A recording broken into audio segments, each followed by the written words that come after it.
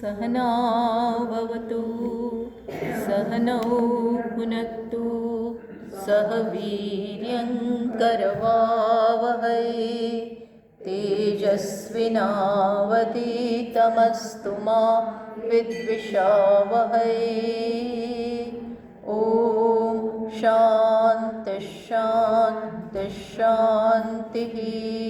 श्रुतिस्मृतिपुराणानाम् आलयं करुणालयं नमामि भगवत्पादं शङ्करं लोकशङ्करं शङ्करं शङ्कराचार्यं केशवं बादरायणं सूत्रभाष्यकृतौ वन्दे भगवन्तौ पुनः पुनः। ईश्वरो गुरुरात्मेति मूर्तिभेदविभागिने व्योमवद्व्याप्तदेहाय दक्षिणामूर्तये नमः। ॐ पार्थाय प्रतिबोधितां भगवता नारायणेन स्वयं व्यासेन ग्रथितां पुराणमुनिना मध्ये महाभारतम् अद्वैतामृतवर्षिणीं भगवतीम् अष्टादशाध्यायिनीम् अम्ब त्वामनुसन्दधामि भगवद्गीते भवद्वेषिणीं यं ब्रह्मा वरुणेन्द्ररुद्रमरुतः स्तुन्वन्ति स्तवैः वेदैः साङ्गपदक्रमोपनिषदैः गायन्ति यं सामगाः ध्यानावस्थिततद्गतेन मनसा पश्यन्ति यं योगिनः यस्यान्तं न विदुःसुरासुरगणाः देवाय तस्मै नमः। તો આપણે ભગવદ્ ગીતાના 18મા અધ્યાયમાં છીએ અને 59મા શ્લોકથી વાંચવાનું છે. યદહંકારમાશ્રિત્ય ન યોત્સ્ય ઇતિ મન્યસે મિથ્યૈષ વ્યવસાયસ્તે પ્રકૃતિસ્ત્વાં નિયોક્ષ્યતિ. તો ભગવાને પાછા કર્મયોગની વાત કરી છેલ્લે કે તું બધા જ કર્મ જે કરીશ સર્વ કર્માણી અપી સદા કુર્વાણો મદ્વ્યપાશ્રય, મારો આશ્રય જેણે લીધો છે એવો બની અને તું બધા જ કર્મો કર અને મારા પ્રસાદથી તને શાશ્વત પદ એટલે આત્માનું જ્ઞાન એ તને પ્રાપ્ત થશે. પછી કહ્યું કે સતત મચ્ચિત્ત સતતમ ભવ, ચિત્ત તારું ચિત્ત અને બુદ્ધિ સતત મને આપી દે. સતત એમાં મારું જ અનુસંધાન થતું હોય. એનાથી શું થશે? તો કહ્યું મચ્ચિત્ત સર્વ દુર્ગાણી મત પ્રસાદાત તરિષ્યતિ. જ્યારે જેવો તું મારા ચિત્તવાળો બનીશ કે મારી પ્રસન્નતા, મારી કૃપા, અનુકંપા તું પ્રાપ્ત કરીશ અને એના કારણે બધા જ દુર્ગો, બધા જ વિઘ્નો, આ માર્ગમાં જે પણ વિઘ્નો નડે છે અંદર અને બહાર, એ બધા જ દૂર થઈ જશે. પછી પાછું છેલ્લે ભગવાને કહ્યું અતચેત્વમ અહંકારાત ન શ્રોષ્યસી. જો હજી પણ આટલું કહ્યા પછી કર્મયોગની, કર્તવ્ય કર્મની આટલી મહત્તા બતાવ્યા પછી એ કર્તવ્ય કર્મ કેટલું અગત્યનું છે એ માણસે ઈશ્વરને અર્પણ ભાવનાથી, ઈશ્વરને સમર્પિત કરવાની ભાવનાથી સતત કરવું જોઈએ. પણ તું હજી નહીં માને, પછી ભલે ને કોઈ પણ કર્તવ્ય હોય, યુદ્ધરૂપી કર્તવ્ય હોય કે પછી પતિનું કર્તવ્ય હોય, પત્નીનું કર્તવ્ય હોય, માતાનું કર્તવ્ય હોય, નાગરિકનું કર્તવ્ય હોય, જે પણ કર્તવ્ય આવ્યું છે અને એ કઠિન લાગે તો પણ ત્યારે પણ તારે અહંકાર વગર ઈશ્વરને અર્પણ કરવાની ભાવનાથી કરવું જોઈએ. જો આ હજી તું નહીં સમજ્યો હોય અને તું માને છે કે હું જે માનું છું એમ જ હું કરીશ, અર્થાત હું અત્યારે યુદ્ધ કર્મ છોડીને જતો રહીશ અને ભિક્ષા માંગીને જીવન વ્યતીત કરીશ, આવું તું માનશે તો તારો વિનાશ થશે. કેમ? કારણ કે કયું માણસને પોતાનો સ્વભાવ છોડતો નથી. કર્મયોગ એટલા માટે જ કરવામાં આવે છે કે જેનાથી અંદરની બધી મુશ્કેલીઓ, અંદરના બધા જ રાગ દ્વેષ અને જે અશુદ્ધિ છે એ કર્મયોગથી દૂર થઈ જાય. અને એટલા માટે તને કરવાનું કહેવામાં આવે છે. અને એનાથી એ કરીએ ત્યારે જ યોગ્ય ભાવનાથી, એ જ્યારે કરીએ યોગની ભાવનાથી એ કરવામાં આવે તો માણસનું અંતઃકરણ શુદ્ધ થાય છે, સાત્વિક બને છે. કેવું બને છે? સાત્વિક. એ સાત્વિક બને એટલે ત્યાં સાચી પ્રેરણા જન્મે. સાત્વિક બને એટલે શુદ્ધ થાય. સાત્વિકતા એટલે શુદ્ધિ. જેટલા પ્રમાણમાં એ શુદ્ધ બને એટલા પ્રમાણમાં જ્ઞાન માટે તૈયાર થાય. જે છે એ સમજી શકે સાત્વિક વ્યક્તિ. તો જો તું આ નહીં કરે આ રીતે, તો સમજજે કે યુદ્ધમાંથી પીછેહટ કરવાનો, કર્તવ્ય કર્મમાંથી પીછેહટ કરવાનો તારો જે નિર્ણય છે એ ખોટો હશે. તારી પ્રકૃતિ તને ગમે તેમ, તારી પ્રકૃતિ મીન્સ તારો સ્વભાવ જે હજી શુદ્ધ નથી થયો, હજી તમોગુણી છે, રજોગુણી છે, એ તને ગમે તેમ તું જ્યાં હશે ત્યાં કર્તવ્ય કર્મ છોડીને તું વનમાં જતો રહે કે કંઈ કરીશ નહીં તો પણ તારો સ્વભાવ જે હજી શુદ્ધ નથી તે બનાવ્યો એ તને પકડશે અને જ્યાં છો ત્યાં એ પોતાના રંગ બતાવશે. તમોગુણ વ્યક્ત થશે. જે હોય એ વ્યક્ત થાય, જે અંદર હોય એ બહાર આવે. અશુદ્ધિ અંદર રહી ગઈ હશે. અને કઈ કઈ પ્રકારની અશુદ્ધિ છે? તમોગુણ, મોહ. અર્જુનમાં મોહ છે, રજોગુણ પણ છે. તો આ બધું વ્યક્ત થશે. અને અર્જુનની વાત અહીં તો ભગવાન અર્જુનને જ કહે છે સીધું, પણ વ્યક્તિ માત્રને આ લાગુ પડે કે જ્યાં સુધી સાત્વિકતા ન આવે ત્યાં સુધી કર્મયોગ કરવો જોઈએ. કર્મયોગ એટલે યોગ બુદ્ધિથી, સમર્પણની બુદ્ધિથી, કંઈક વિશાળ ધ્યેયથી હંમેશા પોતાના કર્મ કરવા જોઈએ. જીવનમાં સ્વાર્થથી આપણે આપણા જીવનનું નિયંત્રણ ન કરવા દેવું જોઈએ. સ્વાર્થથી નહીં.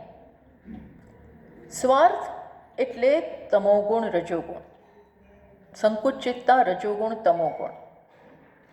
એ હોય ત્યાં સુધી માત્ર ભાગી જવાથી, માત્ર વસ્ત્રો બદલવાથી જ્ઞાન માટે તૈયારી નથી થતી, જ્ઞાન થાય જ નહીં. એટલે ભગવાન કહે છે જ્યાં છો ત્યાં કર્તવ્ય કર્મ કરી, અને કર્તવ્ય કર્મ પાછું મેં બતાવ્યું એ પ્રકારે કરવાનું. ગમે તે રીતે નહીં, મેં બતાવ્યું. 18 અધ્યાયમાં હું સતત બતાવતો રહ્યો. સર્વ કર્માણી અપી સદા કુર્વાણો મદ વ્યપાશ્રય. મારો આશ્રય લઈ, મારો આશ્રય એટલે શું? હે ભગવાન, તમે મારી સમક્ષ જે કર્મ મોકલો છો, જે કર્તવ્ય મોકલો છો એ હું સહર્ષ વધાવી લઉં છું અને યોગ્ય એમાં કરું છું, નિષ્ઠાથી કરું છું. એવી રીતે કરું કે જેનાથી બીજાને લાભ થાય, બીજાનો લાભ, બીજાની સેવા, એને પ્રાધાન્ય આપી અને મારી શક્તિ રેડવી. આ થયો કર્મયોગ. તો આ જ્યાં હોઈએ ત્યાં એ જ આપણને શુદ્ધ કરે છે. શુદ્ધ કરે, અંતઃકરણ સાફ કરે, મલિનતા દૂર કરે. તો હવે આ તો કોઈ રીતે પણ તમે છોડી જ ના શકો જ્યાં સુધી હૃદય શુદ્ધ ના થયું હોય ત્યાં સુધી. કેવી રીતે છોડી શકાય? છોડી દો તો એ માર્ગ બંધ થઈ ગયો શુદ્ધ થવાનો. છોડી દીધો તો શુદ્ધિનો માર્ગ બંધ થઈ ગયો. એટલે કે છે પછી તારો સ્વભાવ તને જંગલમાંય પકડશે. ગમે ત્યાં જઈશ તું એવું માને કે કર્મ છોડીને હું માત્ર ધ્યાન કરું, તો એમ ધ્યાન નહીં થાય, એમ ભણી નહીં શકાય, શ્રવણ એ નહીં બરોબર થાય. જે શ્રવણ કરો એમાં બી ગમે ત્યારે શ્રવણ કરો, પણ એમાં પછી સાંભળતા હો એમાંય વાંધા બચકા પડે, એમાંય તમે શ્રદ્ધા ના જન્મે, ક્લેરિટી ન આવે, તો પછી એ કરવાનો એ શું બતાવે છે કે શુદ્ધિનો અભાવ છે. શું અભાવ છે? શુદ્ધિનો અભાવ. હજી મલિનતા છે. મલિન અંતઃકરણ કામ નથી આવતું જ્ઞાન માટે પૂરેપૂરું. એટલે કે છે દરેકે દરેક વ્યક્તિ સ્વભાવથી બંધાયેલી છે. એના સંસ્કારો જે પ્રકારના હોય એનાથી બંધાયેલા છે.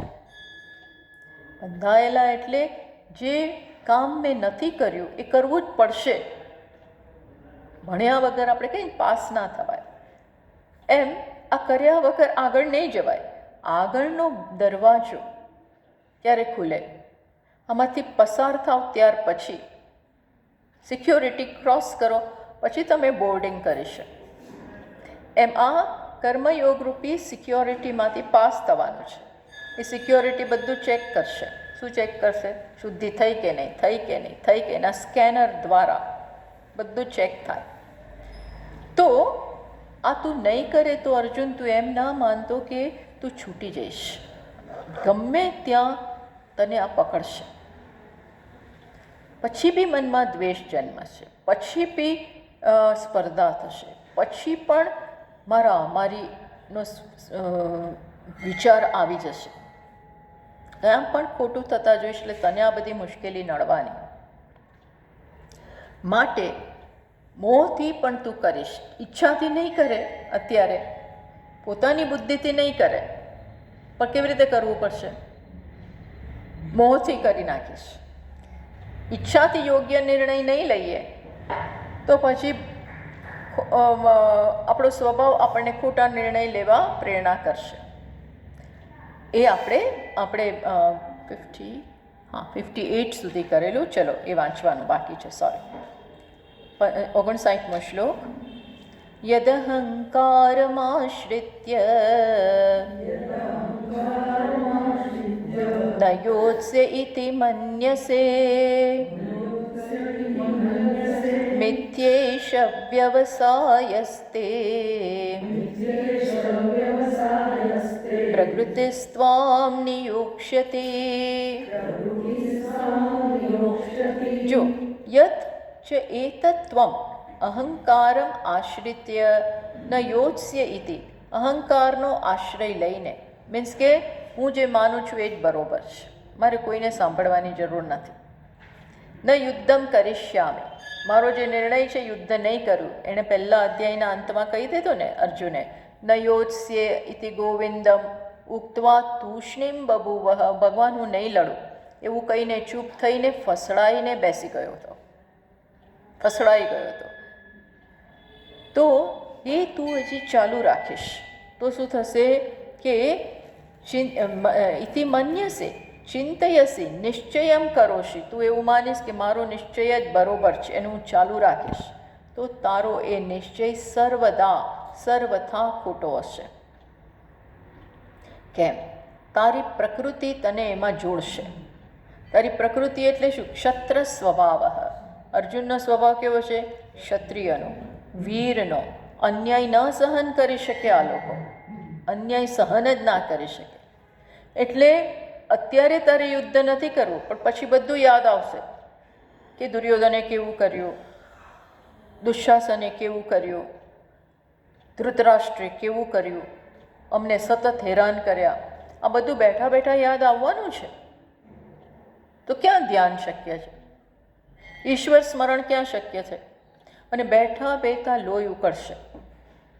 આ બધું થાય, તમે છૂટી ના શકો જસ્ટ બિકોઝ ભાગી જાઓ. જસ્ટ બિકોઝ એકાંતમાં જતા રહો, એકાંતમાં બધાય જઈ જ ના શકે.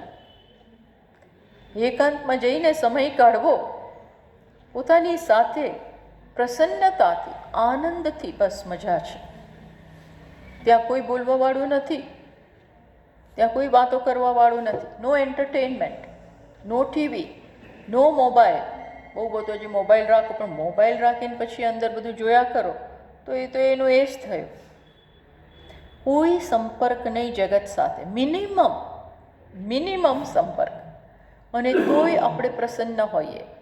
આપણને એવું લાગે બસ આ જ જોઈતું તું મારે, બસ મારે ઈશ્વર સ્મરણ કરવું છે, એનાથી આગળ ધ્યાન કરવું છે, આત્માનું સ્મરણ, આત્માનું મનન. બસ આમાં મને આનંદ છે. જે સાધુઓ રહેતા હોય છે ને વર્ષો સુધી, ઉપરના ઉપર હોય, નીચે આવતા જ નથી ઘણા લોકો. તો આનંદથી રહેતા હોય, મગ્ન હોય, ગુફામાંય રહેતા હોય ઘણા. એ લોકોને કોઈ ડિસ્ટર્બન્સ જોઈતું જ નથી. ત્યાં રહેતા હોય છે જે આજે પણ એવા કેટલાય સાધુઓ છે. ગંગોત્રીમાં એનાથી આગળ રહેતા હોય છે ગુફામાં. બહુ ઠંડી હોય ત્યારે અમુક તો રહે જ છે. તો તમે વિચાર કરો એમની મનસ્થિતિ કેવી હશે. બાકી ગાંડા થઈ જવાય. ગમે ખરું આમ સૌંદર્ય, પણ એ ક્યાં સુધી જો સૌંદર્ય, પ્રકૃતિનું સૌંદર્ય ક્યાં સુધી જોયા કરવું? 2 દિવસ થાય થાકી જઈએ આપણે.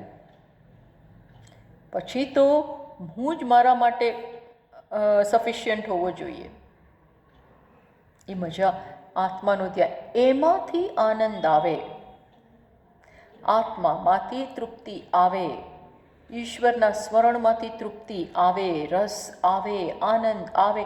એ ગોઠે તો ત્યાં રહી શકો. બાકી ભાગો, જલ્દી ટ્રેન પકડો. શેની? ગુજરાતની, જ્યાં હોય એની ટ્રેન. મુંબઈની પકડો. હવે મુંબઈથી ટેવાયેલા હોઈએ તો ક્યાંથી આ બધું ગમવાનું છે?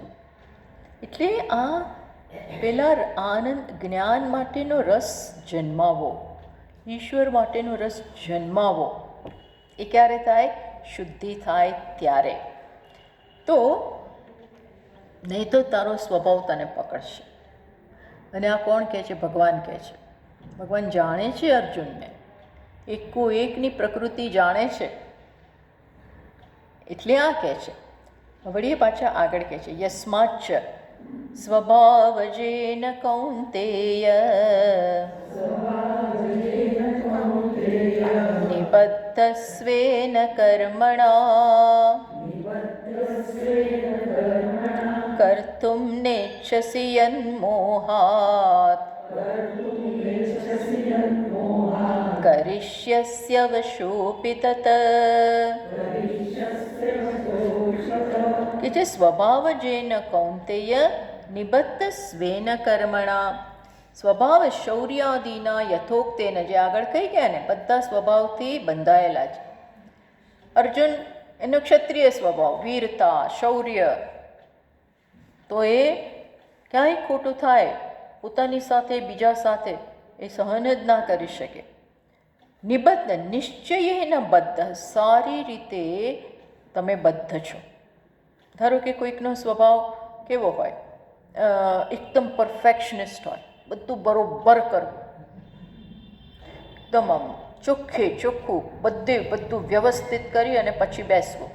હવે આવો સ્વભાવ હોય અને એ બધું ચારે બાજુ કશું વ્યવસ્થિત નથી. રસોડામાં એમનું પડ્યું છે, રૂમમાં એમનું એમ પડ્યું છે, ચાદરે સંકેલી નથી, કપડાં સંકેલ્યા નથી, બધું અસ્તવ્યસ્ત, છોકરાઓને પતિને બધું એમને મૂકીને જતા રહ્યા છે. હવે કે પહેલાં ઘણા લોકો એવા હોય છે કે આ બધું પહેલાં હું પતાવી દઉં, પછી શાંતિથી બેસું. એને ખબર છે કે જ્યાં સુધી આ પતેલું નહીં હોય તો મને બેઠા બેઠા શું યાદ આવશે? ત્યાં સાણસી પડી છે અને ત્યાં ધોયા વગરના સિંકમાં વાસણ પડ્યા છે, કચરો છે. હવે આમાં કેવી રીતે બેસવું? ટૂંકમાં આ સ્વભાવ છે. આ શું છે? કોકનો સ્વભાવ છે. અને કોકનો સ્વભાવ કેવો? જેવું હોય ભલે પડ્યું, ભલે મને કાંઈ વાંધો નથી, જે હોય એ ભલે હોય, હું તો બેસી જાઉં, પહેલાં પૂજા કરી લઉં. કોક એવાય હોય, ઓર્ડર બરાબર છે. એવા કોક હોય, એમાંય મસ્ત હોય. હા, એમાંય એને મસ્તી હોય.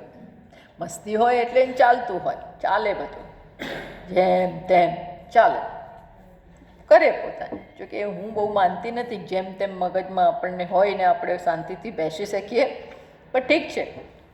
એટલે સરખું આ સ્વભાવ જુદા જુદા હોય છે.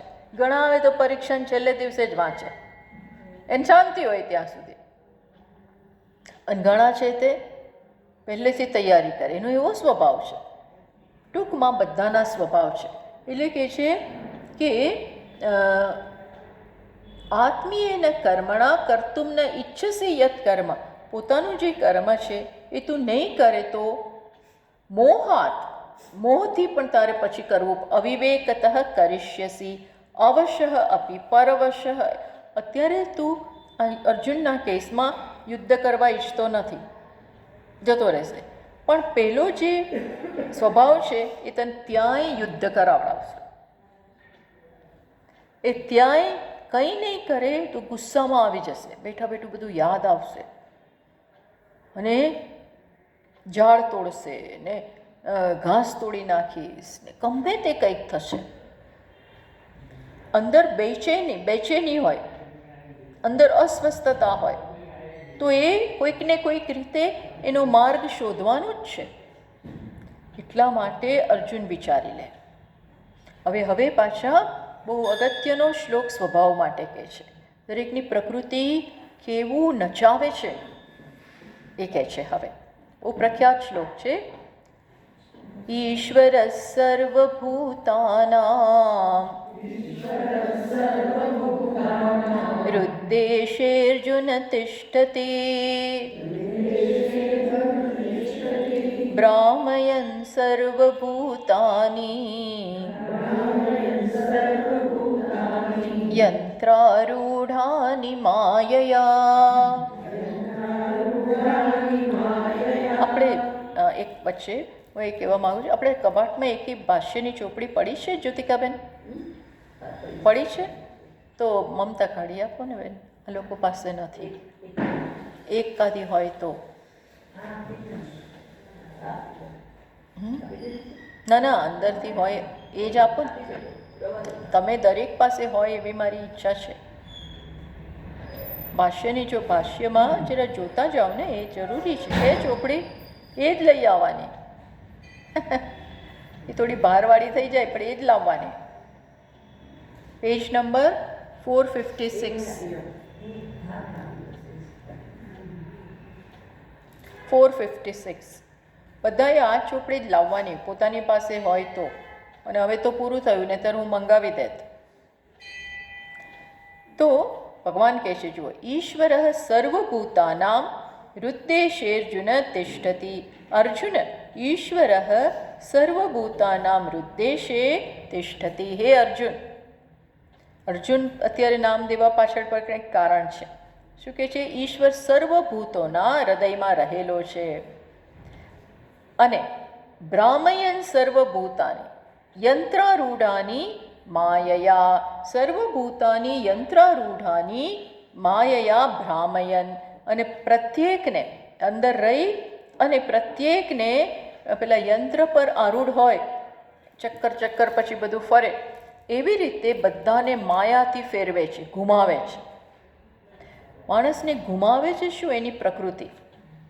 એટલે અહીંયા પ્રકૃતિ માટે ઈશ્વર શબ્દ વાપર્યો છે. પ્રકૃતિ માટે ઈશ્વર, કારણ કે પ્રકૃતિ ઈશ્વર વગર કામ ના કરી શકે. માયા ઈશ્વરને આશ્રિત છે. એટલે આમ આપણો સ્વભાવ આપણને ભરમાવે છે, ઘુમાવે છે, એવું કહેવાનું અહીંયા તાત્પર્ય છે. પણ ભગવાન શબ્દ શું વાપરે છે? ઈશ્વર. કારણ કે પ્રકૃતિ પણ કોને આશ્રિત છે? છેલ્લે ઈશ્વરને. એટલે પરોક્ષ રીતે ઈશ્વર એમાં જોડાયેલો છે, માયાની પાછળ. માયા બધાને આપણે કહીએ છીએ ને માયા છે મારે, તો માયા અત્યારે તો માયામાં જીવીએ છીએ. માયાએ સ્પર્શ કરેલો છે. એટલે શું? માયા કોના વગર ના હોય? ઈશ્વરને અધિષ્ઠિત છે, ઈશ્વર વગર ના હોય. એટલે ખરેખર સ્વભાવ કે માયાથી બધા ભરમાયેલા છે. માયા બધાને ઘુમાવે છે, પણ પરોક્ષ રીતે કયો ઈશ્વર એમાં જોડાયેલો છે. એટલે ભગવાને ઈશ્વર શબ્દ વાપરેલો છે. તો ટૂંકમાં સ્વભાવ માણસને ગુમાવે એક જન્મમાંથી બીજા જન્મ. અને સ્વભાવ એટલે અવિદ્યામાંથી જન્મેલો સ્વભાવ, અવિદ્યામાંથી જન્મેલો આપણો સ્વભાવ. તો શું કહે છે? જો ઈશ્વર ઈશનશીલ નારાયણ, દરેકના હૃદયમાં નારાયણ તો છે જ, એમના સાચા સ્વરૂપ આત્મા રૂપે રહેલો જ છે દરેકના હૃદયમાં. આ હૃદયમાં, હૃદય જે બીડેલા કમળ જેવું છે એમાં જગ્યા છે, અને ત્યાં અંગૂઠા જેવડી જગ્યા છે, અને ત્યાં અંગૂઠા જેવડો વામન ઈશ્વર ત્યાં રહેલો છે, એટલે કે આત્મા. એટલે જનરલી આત્માનું સ્થાન કયું બતાવવામાં આવે છે? હૃદય. હૃદયને આત્માનું સ્થાન બતાવવામાં આવે. ત્યાં એ રિફ્લેક્ટ થાય છે, ત્યાં એ અભિવ્યક્ત થાય છે. ક્યાં થાય છે? આમ તો જ્યાં સૂક્ષ્મ શરીર હોય ત્યાં આત્મા અભિવ્યક્ત થાય. સૂક્ષ્મ શરીર જોઈએ. હવે સૂક્ષ્મ શરીર એટલે મુખ્યત્વે હૃદય, અને હૃદયમાં આત્મા પ્રતિબિંબિત થાય છે. આખા શરીરમાં એની અસર દેખાય છે, પણ મુખ્યત્વે સ્થાન કયું છે? તો કે હૃદય. હૃદય એટલે અંતઃકરણ, અને અંતઃકરણમાં જ આત્મા પ્રતિબિંબિત થાય. આત્મા સર્વત્ર છે, પણ અહીંયા નથી દેખાતો. છે ખરો, પણ દેખાય નહીં. આ બધી જળ વસ્તુઓમાં નથી દેખાતો. પણ જ્યાં હૃદય હોય તો એ હૃદય આત્માને પ્રતિબિંબિત કરે. જેવી રીતે બધી સપાટી સૂર્યને આમ જોઈએ તો સૂર્ય બધે પડી રહ્યો છે, પણ ટ્રાન્સપેરન્ટ સપાટી હોય ત્યાં સૂર્ય દેખાય. જેમ ટ્રાન્સપેરન્ટ સપાટી સૂર્યને પ્રતિબિંબિત કરે, અરીસો જેવી કોઈ પણ એવી સપાટી હોય, ગ્લાસ હોય, એ બધા એવી જ રીતે ભગવાન અહીંયા ક્યાં દેખાય છે?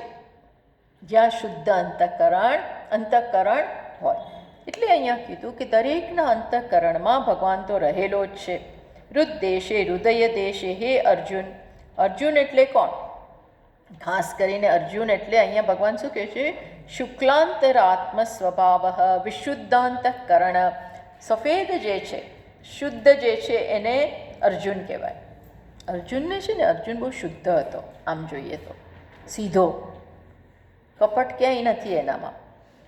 અને એક ઋગ્વેદનો એવો મંત્ર પણ છે. શું મંત્ર છે? અહશ્ચ કૃષ્ણમ અહઃ અર્જુનમ ચ ઇતિ દર્શનાत्. જે દિવસ છે ને, દિવસે સૂર્ય દેખાય, એટલે દિવસને શું કહેવાય? અહશ્ચ કૃષ્ણમ, એ ભગવાન છે, દિવસ ભગવાન છે. ટૂંકમાં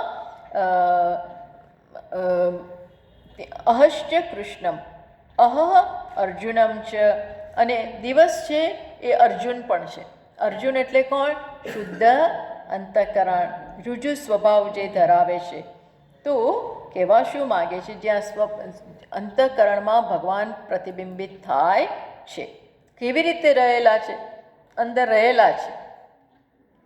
દરેકમાં આત્મા તો છે જ, પણ કોનાથી ઢંકાઈ ગયા છે? સ્વભાવથી, અંતઃકરણની અશુદ્ધિથી ઢંકાઈ ગયા છે. એ ઢંકાઈ ગયા છે એટલે શું કરે? સ્વભાવ આપણું નિયંત્રણ કરે. દરેકનો સ્વભાવ એનું નિયંત્રણ કરે. તો કે છે ભ્રામયન ભ્રમણ કરાવે. શું કરાવે? કોની જેમ? તો સર્વભૂતાની યંત્રારૂઢાની, યંત્રાણી આરૂઢાની અધિષ્ઠિતાની ઇવ શબ્દ. જેવી રીતે જેમ પેલો યથા દારૂકૃત પુરુષાદિની, જેવી રીતે પેલી કઠપૂતળી હોય ને, કઠપૂતળી શેની બનેલી હોય? દારૂ એટલે લાકડું, એની બનેલી હોય કઠપૂતળી. એ કઠપૂતળીને ચલાવે કોણ? પેલો એનો જે ચાલક હોય એ એને ચલાવે. એટલે આમ હાથ ઊંચો કરે, આમ હાથ ઊંચો કરે, બધું કરે. એમ આપણને ચલાવે છે કોણ? પહેલા સ્વભાવ. પણ એ સ્વભાવ પાછળ ઢંકાયેલો કોણ છે? ઈશ્વર. સાચો તો એ જ છે ને, પણ અત્યારે ઢંકાઈ ગયો છે. એટલે કે છે દરેકને ભ્રમણ કોણ કરાવે છે? ભરમાવે છે કોણ? પહેલા કયો અર્થ? સ્વભાવ. પહેલા સ્વભાવ, અને પછી એ સ્વભાવની પાછળ ઈશ્વર રહેલો જ છે. માયા, સ્વભાવ એટલે માયા, સ્વભાવ એટલે પ્રકૃતિ. હવે પ્રકૃતિ કોના વગર ના હોઈ શકે? ઈશ્વર વગર ના હોઈ શકે. એટલે પહેલો અર્થ અહીંયા એવો કરવાનો કે માણસને ભરમાવે છે એનો સ્વભાવ કે એની પ્રકૃતિ, પણ પ્રકૃતિ ઈશ્વર વગર હોઈ શકે નહીં. એટલા માટે અહીં કહેવામાં આવ્યું કે ઈશ્વર બધાને ભરમાવે છે, અંદર રહી અને બધાને ગુમાવે છે. તો આપણા મનમાં તો ઈશ્વર બિચારા શું ગુમાવે છે? પણ ઈશ્વર નથી ગુમાવતા. કોણ ગુમાવે છે? ભરમાવે છે, ફેરવે છે ચારે બાજુ. આપણો સ્વભાવ. પણ એ સ્વભાવ કે પ્રકૃતિ ઈશ્વર વગર નથી. પ્રકૃતિને પણ કંઈ પણ પ્રેરણા કરવા માટે, કંઈક કરાવડાવવા માટે ચેતન જોઈએ. એ ચેતન એટલે ઈશ્વર. એના વગર તો પ્રકૃતિ જળ છે. એટલે એ સેન્સમાં અહીંયા ઈશ્વર જાણે કે બધાને ગુમાવે છે એવું કીધું. ભ્રામયન સર્વભૂતાને, બધાને ગુમાવે છે. માયયા છદ્મના ભ્રામયન તિષ્ઠતિ, બધાનો સ્વભાવ, બધા સ્વભાવને પરવશ છે. દરેકે દરેક કોને પરવશ છે? સ્વભાવને. એટલે સ્વભાવ ઉપર વિજય પ્રાપ્ત કરવો પડે. સ્વભાવ મને ચલાવે એવું ના ચાલે. હું તો આત્મા છું, હું કોઈ બીજાથી કેવી રીતે નિયંત્રિત થાઉં? સ્વભાવ તો કે જે છાપ પડી ગઈ છે, જે સ્વભાવ પડી ગયો છે એ પ્રમાણે ઈચ્છા, એ પ્રમાણે કર્મ. એટલે જૂના જન્મોથી જે આપણો સ્વભાવ પડી ગયો હોય, આ જન્મમાં જો આપણે બદલીએ નહીં તો ચાલુ રહે, ચાલુ ને ચાલુ જ રહે. તો હું કોનાથી નિયંત્રિત છું? આત્માથી નહીં. કોનાથી? સ્વભાવથી. ખરો સ્વરૂપ તો આત્મા છે જે પૂર્ણ છે, પણ હું એનાથી નિયંત્રિત નથી. કોનાથી નિયંત્રિત છું? સ્વભાવ. સ્વભાવ જેમ કે આત્મા તો પૂર્ણ છે, પણ દરેક પોતાના ઈચ્છાઓ પ્રમાણે ચાલે છે. સ્વભાવ પ્રમાણે ક્રોધ ન કરવો જોઈએ, પણ ક્રોધ થઈ જ જાય. કોનાથી ચાલે છે માણસ? સ્વભાવથી. ઘણાને લોભનો સ્વભાવ હોય, કંઈ છૂટે જ નહીં, કશું છૂટે જ નહીં, ગમે એટલું હોય તોય. એને છોડવા 5 પૈસા આપે, 50 પૈસા આપે, રૂપિયો આપે, તો એ શું બતાવે છે? એના લોભ જ એને ચલાવે છે. ઘરમાં કંઈ વાપરે ના, ઘરમાં ન ફર્નિચર, ના ઠેકાણા, ન ગમે તેમ રહેતા હોય, છૂટતું જ નથી, કંઈ છૂટે જ નહીં. છોકરાઓને આપે નહીં, પોતે બરોબર રહે નહીં, કપડાં બરોબર ના હોય, ફેસિલિટીઝ ના હોય. ફેસિલિટી ન હોય એ એક ગરીબને ના હોય, એ વસ્તુ અલગ છે. ગરીબ પાસે ફેસિલિટીઓ ના હોય, પણ એની પાસે તો પૈસા જ નથી. પણ આની પાસે તો છે, તોય રિક્ષામાં ના જાય, ઉબર ના કરે, સાદું જમવાનું જમે, ખર્ચી ના શકે. કેમ? બહુ છે, પણ એને એમ છે કે નથી, બચાવવાનું બચાવવાનું બચાવવાનું. અરે તમે જતા રહેશો પછી શું બચાવેલું કામ આવવાનું છે? આપણે ઉડાવ બનવાની વાત નથી કરતા, પણ છે તો બરોબર જીવો ને, છોકરાઓને આપો ને, તમે પણ જીવો ને, મજેથી આનંદ કરો ને, જરા દાનબાન કરો, કશું થાય જ નહીં એનાથી. હું તો અત્યારે શેની વાત કરું છું? સ્વભાવ. તો સ્વભાવ પાછળ આત્માની વાસ્તવિકતા છુપાઈ ગઈ છે, છોડતી નથી. અને આને કારણે જન્મો જન્મ આ કથા ચાલે. એક જન્મની વાત નથી આ કથા. આની આ વસ્તુ ક્યાં સુધી છે? જન્મો જન્મથી ચાલે છે. દરેક જન્મમાં પણ પૂર્ણતા આવતી જ નથી. એટલે કોણ ગુમાવે છે? સ્વભાવ. ઈચ્છા જન્મ્યા કરે, અધૂરપથી પ્રેરાઈને ઈચ્છા જન્મ્યા કરે, એ પ્રમાણે કર્મો થયા કરે, એ પ્રમાણે ફળ આવે. નવા કર્મો કરીએ, ફળ આવે. નવા કેટલાય ફળ મળી ગયા, પણ હજી મારે કરવું જ છે, મેળવવું જ છે. તો એ શું બતાવે છે? કે સ્વભાવ જ અત્યાર સુધી કામ કરી રહ્યો છે. તો એ સ્વભાવને આપણે સુધારવાનો, આત્માને જેવો છે એવો બતાવે એવો બનાવો. આત્માની પૂર્ણતા રૂપી જે સ્વભાવ છે એ અભિવ્યક્ત કરો. એ નથી થતું. ત્યાં સુધી યંત્રમાં આરૂઢ થયેલા પેલું રોલર કોસ્ટર હોય એમાં બેસી જાઓ, પછી એ જ તમને ઘુમાવે, પછી તમે એમ કહો કે મારે ઉતરી જવું છે, આમાં મજા નથી આવતી, તો ના ચાલે. હવે એમાં બેઠા એટલે બેઠા. એવી રીતે આ સ્વભાવ ઘુમાવે છે આપણને, ને માણસ સમજે જ નહીં, વિવેક આવે જ નહીં, આંધળાને આંધળા રહે, અંદરથી ખુલે જ નહીં. દેટ મીન્સ સ્વભાવ બહુ સ્ટ્રોંગ છે. દરેકનો સ્વભાવ બહુ સ્ટ્રોંગ હોય, જે હોય એ સ્ટ્રોંગ જ હોય, એની પકડ બહુ જોરદાર હોય.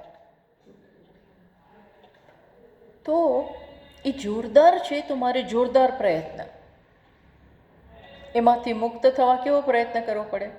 જોરદાર, સખત પ્રયત્ન માગી લે. પણ એ જે કરી શકે એ જ કરી શકે. એ ભગવાને તો અહીંયા સ્વભાવમાંથી જે તે સ્વભાવ હોય એમાંથી મુક્ત થવા માટે ઉપાય બતાવ્યો. કયો ઉપાય બતાવ્યો? કયો ઉપાય બતાવ્યો? પણ એ અંતઃકરણ શુદ્ધિ માટે કયો ઉપાય બતાવ્યો?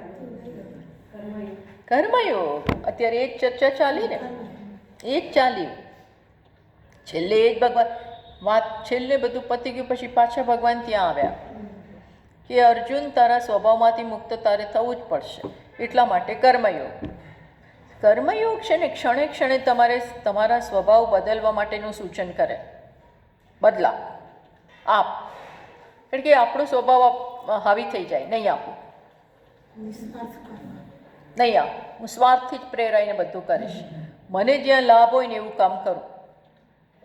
મને અનુકૂળ હોય કે 3 વાગે આ કામ થઈ જાય, ત્યાં 3 વાગે બતાવો. એટલે બીજાને અનુકૂળ હોય 4 વાગે, પણ હું આગ્રહ શેનો રાખું? 3 વાગે જ. જસ્ટ આ એક સામાન્ય હું એક્ઝામ્પલ આપું. ટૂંકમાં બીજાની કન્વિનિયન્સ ના જો. કોની કન્વિનિયન્સ જો? પોતાની જ. એટલે કોઈ પણ બાબતમાં, ધારો કે રસોઈ બનાવીએ છીએ તો મને ભાવે છે બટાકાનું શાક, અને ઘરના બીજાને સભ્યોને ભાવે છે બીજા શાક, બટાકા વગરના શાક. પણ હું શેનો આગ્રહ? બટાકા જ. હું બનાવું છું ને એટલે હું મને ગમતું જ બનાવું. તમે બનાવો પણ બીજાને ગમતું બનાવો. કેવું બનાવો? મારે બીજાને પ્રાધાન્ય આપવાનું છે. ના ના, હું બનાવું છું તો હું મારું જ જોઉં ને, તો એ તો જૂનો સ્વભાવ થઈ ગયો. પણ મારે બીજાના તબિયત અને ટેસ્ટને પ્રાધાન્ય આપવું પડે. ઘરના બીજા લોકોને કોલેસ્ટ્રોલ છે, ગેસનો પ્રોબ્લેમ છે, અનેક પ્રોબ્લેમ હોય, તો મારે મારા ગમતી વસ્તુ બાજુમાં મૂકી બીજાને ગમે છે એવું બનાવવું પડે. એ લોકોને હેલ્ધી ફૂડ જોઈએ છે, તો એવું બનાવવું. અથવા એક એક્ઝામ્પલ આપું છું, ઓફિસમાં પણ જ્યાં હોય એ તો દરેકને પોતાને જ ખબર પડે. તો એ દ્વારા સ્વભાવ ઉપર શું આવશે? ધીમે ધીમે નિયત સ્વભાવ એક કહેતો હોય અને આપણે ઉપરવટ જઈ યોગ્ય કરીએ. ઉપરવટ જઈ, એ ઉપરવટ જવું બહુ શક્તિ માગે છે. આ ઉપરવટ જવું એ નાના મોટાનું કામ જ નથી. કાચા પોચાનું, નાના મોટાનું કરતાં કોનું કામ નથી? કાચા પોચાનું કામ જ નથી. જે અંદરથી કેવા હોય? સ્ટ્રોંગ, કે મારે બદલાવવું છે, મારે બધાને પ્રાધાન્ય આપવું છે, મારા માટે બધા અગત્યના છે, મને બધા જ ઘરમાં જે હોય, દેરાણીનો દીકરો, જેઠાણીનો દીકરો, બધા મારા માટે સરખા, મારા એકલાનું નહીં. તો એ ધ્યાનમાં રાખી ઘરનું સંચાલન કરો. ખ્યાલ આવે છે? તો આપોઆપ મારા સ્વાર્થને બદલવાની જરૂર, હું જાતે જ મારો સ્વાર્થને બાજુમાં મૂકું, અને એ પ્રમાણે સ્વભાવ ઉપર મેં શું કર્યું? કંટ્રોલ લઈ આવ્યા. સ્વભાવ ઉપરવટ ગયા. આના માટે મારે સ્વાર્થ જતો કરવો પડે. બીજા નથી ગમતા, ગમાડવા પડે. બીજા નથી ગમતા, એટલા બધા નથી ગમતા જેટલો અહમ અને મમ એટલું બીજાના પ્રત્યે પ્રેમ નથી. અઘરું છે. બધાના પ્રત્યે સરખો સમાન ભાવ હોવો બહુ અઘરો છે. જ્યાં સુધી આપણને અહમમાં હોય, એ વધારે નજીકનું હોય તો આ લાવવું સહેલું નથી. પણ તમારે શું કરવું પડે? એમાંથી બહાર નીકળો. ના, હું આને મારા સ્વાર્થને, મારા મમકારને વશ નહીં થાવ, નહીં વશ થાવ. એના માટે શું જોઈએ? ઘણી બધી આંતરિક શક્તિ. આંતરિક શક્તિ એ લાવો, તમે બહાર લાવો તો આપણે એને વશ ના થયા. અને નહીં તો, અને આ આપણને અવકાશ ક્યાં મળે? કર્મયોગમાં. કર્મયોગમાં આની ચાન્સ મળે. શેનો ચાન્સ મળે છે?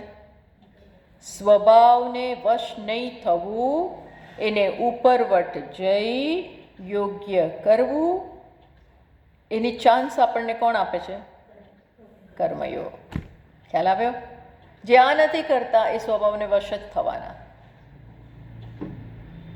Not easy. એટલે આ તો પર્વત ચડવા સમાન છે. મારા સ્વભાવ મને નીચે ખેંચે છે, પણ હું એને વશ ન થઉં ને ઉપર જાઉં. એ તક કોણ આપે? કોણ આપે? કર્મયોગની ભાવના. કર્મયોગની ભાવના આ મને તક આપે છે. જો એ તક લઈએ તો મોટાભાગના નથી લઈ શકતા. અહીંયા વિવેક જોઈએ તો જ આ થાય. વિવેક ને વૈરાગ્ય બે જોઈએ. અહમ માટે વૈરાગ્ય જોઈએ. આ બધું હોય તો જ થાય. એટલે કોઈક એવી વ્યક્તિ હોય છે ને, આખા કુટુંબને ભેગી રાખે, સમાન ભાવે જુએ, બધા માટે ખેંચાય, અને કોક હોય તો આવીને ભાગલા પાડે. કોક હોય તો ઘરમાં આવીને ઘરના ભાગલા પાડી નાખે. મારો પતિ એમ કરીને બધાથી એના પતિને છૂટો પાડી દે. કોઈની સાથે ભળવા ના દે. છૂટો તો પાડી દીધો, પણ કોઈની સાથે ભળવા ના દે. એના પોતાની મા સાથે એને ભળવા ના દે. એના પિતાથી એને છૂટો પાડે. આવું બધું આપણે જોઈએ છીએ ને સમાજમાં. બધી જો ઘરની આ વાતો છે. ઘરમાં આવું હોય છે. ઘરમાં હોય છે. ના, મને તમારા માતા પિતા સાથે નહીં ફાવે. જે હોય એ. ઘણી વાર માતા પિતા એ બહુ વિચિત્ર હોય છે. એકલા છોકરાઓનો વાંક નથી હોતો. ઘણી વાર માતા પિતાઓ પોતાની ટેવ અને સ્વભાવમાંથી જો મુક્ત ના થાય તો બહુ મુશ્કેલી પડે તમને સાચવવા. એટલે આપણે હંમેશા છોકરાઓનો જ વાંક કાઢીએ એ બરાબર નથી. માતા પિતાના એ બહુ વાંક ના કહીએ, પણ સ્વભાવને, એ લોકોના સ્વભાવ વિચિત્ર હોય છે. એમને સાચવવા સહેલા નથી ઘરડા માણસો. સાચું કહું છું. એટલે આપણે હંમેશા છોકરાઓના વાંક કાઢીએ, પણ છોકરાઓને એ મોકળાશ આપો, આમ કરો, આમ કરો. એ મેચ્યોરિટી મોટાઓમાંય નથી હોતી. ટૂંકમાં એ હજી સ્વભાવને વશ હોય છે. અત્યારે આપણે કોઈની ટીકા કરવા બેઠા નથી, પણ એ એમના સ્વભાવને વશ હોય છે. એમને એ ઉંમરે કર્મયોગની તક છે. સાચું કહું છું, તક છે. હું એમને કહું, જાઓ તમારા સ્વભાવમાં પરિવર્તન લાવો. અપેક્ષા છોડો. હવે અપેક્ષા છોડો. 70 વર્ષે શું અપેક્ષા રાખો કોઈને પાસેથી? અપેક્ષા છોડો. ભગવાન જીવાડે એમ જીવો. તો હું તો અત્યારે એ જ કહું છું કે કોઈ પણ ક્ષણે કર્મયોગ કરી શકીએ. શું કરી શકીએ? અને તો જ સ્વભાવ વિજયો ભવે. તો જ સ્વભાવમાં પરિવર્તન. અને તો જ આપણે પેલા યંત્ર ઉપર આરૂઢ થયેલા જેવા ન રહ્યા. કામ લેતા ગયા આગળ વધીએ. આંતરિક ઉન્નતિ કરતા જઈએ. એટલે ભગવાન કહે છે, અર્જુન, બાકી તો એની એ સ્ટોરી, એની એ કથા ચાલશે. ગયા જન્મમાં જે કથા હતી એમાં સહેજ જ પરિવર્તન થયું. પાછી મોટા ભાગની તો એની એ. પછી આવું ને આવું કરીને છેક સુધી આપણે આવું ને આવું ચાલુ રાખીશું તો નવા જન્મમાં શું હશે? થોડા થોડા ફેરફાર થાય, થોડા થોડા થાય, ના નથી. પણ જે સાંભળ્યું છે, શ્રવણ કર્યું છે શ્રેષ્ઠ, એનો પૂર્ણ લાભ ના મળે. શું ના મળે? પૂરેપૂરો લાભ ના મળે. તો આવું હોવાને કારણે ભગવાન શું કહે છે? જુઓ, તમેવ શરણમ ગચ્છ સર્વભાવેન ભારત તત્પ્રસાદાત પરામ શાંતિમ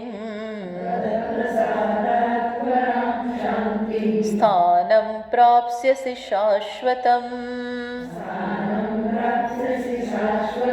માટે તું કોને શરણ જા? તમ એવ શરણમ ગચ્છ સર્વભાવેન ભારત. તમનો અર્થ કરવાનો ઈશ્વર. ઈશ્વરને શરણ જા, કર્મયોગને શરણ જા. સર્વભાવેન, પૂરેપૂરા ભાવ એટલે મારી પૂરી પર્સનાલિટી, મારા પૂરા મનથી, મારામાં જે કાંઈ છે એ શક્તિને કાઢી અને ઈશ્વરના શરણે જાઓ. બસ, અર્થાત બધું ઈશ્વરના શરણમાં રહીને કરું. ઈશ્વરને ક્ષણભર પણ ન ભૂલું.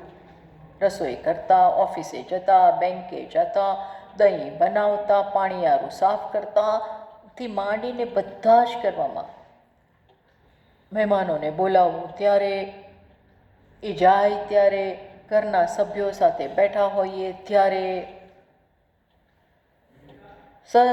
સર્વભાવેન, હંમેશા. તો શું થશે? તત્ પ્રસાદાત પરામ શાંતિ. ટૂંકમાં પ્રત્યેક ક્ષણે જે જે આવે છે એ ઈશ્વરને સોંપતો જાઓ, એની શરણમાં રહેતો જાઓ. હે ઈશ્વર, મારું ધ્યાન રાખજે, મને યોગ્ય સુજાડજે, યોગ્ય સુજાડજે,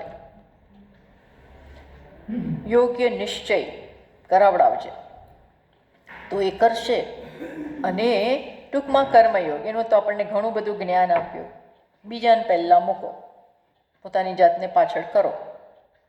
આવી રીતે કર્મ કરીએ તો આપોઆપ શ્રેષ્ઠ કર્મ થવાનું. એનાથી ભગવાનની કૃપા પાછી આવશે અને તને શ્રેષ્ઠ સ્થાન, સ્થાન એટલે સમજ, સ્થાન એટલે આપણે જોઈશું આત્માની સમજ, ઈશ્વરની સમજ, બ્રહ્મની સમજ તારામાં આવતી જશે. તમ એવ ઈશ્વરમ શરણમ આશ્રયમ સંસારાર્થી હરણાર્થમ. હે ભગવાન, તુમારા જે આંતરિક વિઘ્નો છે, બહારના વિઘ્નો છે, બધા લઈ લે. તું લે અને હું આગળ વધું. કેવી રીતે? પૂરા મનથી, મન તન મનથી હું ભગવાનને શરણે જાઉં. તત્ પ્રસાદાત, આ પ્રસાદ બહુ અગત્યનો છે. ભગવાનની કૃપા. ભગવાન એટલે મારો જ સાચું સ્વરૂપ. પણ ભગવાન એટલે એવું સ્વરૂપ જે સર્વ શક્તિ ધરાવે છે, સર્વ કૃપા ધરાવે છે, સર્વ જ્ઞાન ધરાવે છે. એને હું જગાડું. હે ભગવાન, તું જાગ. જેમ ટાગોર કહે છે ને, અંતર મમ વિકસિત કરો અંતર તર હે ભગવાન, મારું અંતર વિકસિત કરો. અંદર રહેલા તમે મારા અંતરને વિશાળ બનાવો. આવી પ્રાર્થના. શુદ્ધ કરો, શુભ્ર કરો એવી સતત. અને એનો અર્થ શું? ભગવાન, તમે કરો, તમારામાં શક્તિ છે, હું તમને શરણે જાઉં છું, તમારું શરણ લઉં છું. એટલે તમારું શરણ લઈને પછી કોકને બે લપડાક ના લગાવાય. ટૂંકમાં ઈશ્વરનું શરણ એટલે શ્રેષ્ઠ કરવાનું. આવું થાય તો ભગવાનનો અનુગ્રહ પ્રાપ્ત થાય છે. પરામ પ્રકૃષ્ટામ શાંતિ, ધીમે ધીમે પરામ શાંતિ. ભક્તનું હૃદય શાંત હોય, ત્યાં કોઈ ક્લેશ ના હોય, શાંતિ હોય. જ્ઞાનીનું હૃદય પણ શાંત હોય. ઉપરતિમ સ્થાનમ ચ મમ વિષ્ણોહો પરમમ પદમ અવાપ્સ્યસી.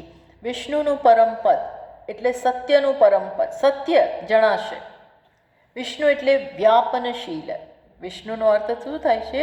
જે સર્વત્ર વ્યાપ્ત છે એવા બ્રહ્મ, એવા પરમાત્માને તું પ્રાપ્ત કરીશ.